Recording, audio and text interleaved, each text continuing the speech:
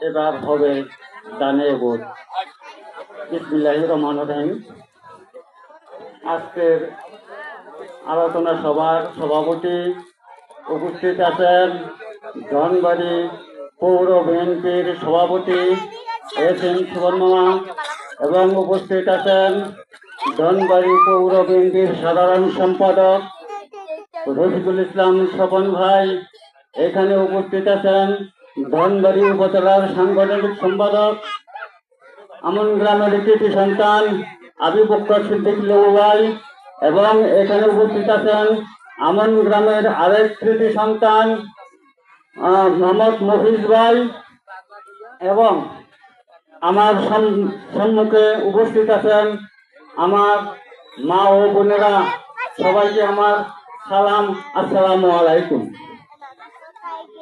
1971 সালে যখন পাকিস্তানের হানাদার বাহিনী এ দেশে নির্যাতন শুরু করে, ঠিক সেই সময় বাংলাদেশের একটি প্রাচীন দল ছিল জামাত। এই জামাত বাংলাদেশের বিরোধিতা করেছে। এই জামাতকে কোনো মতেই ভোট দেওয়া যাবে না।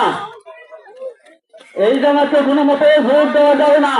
1978 সালে দেশ যখন চরম সংকটের সম্মুখীন, ঠিক সেই সময় সিপাহী জনতা বিপ্লবের মাধ্যমে আমার প্রাণপ্রিয় নেতা জিয়াউর রহমানকে ক্ষমতায় আসেন।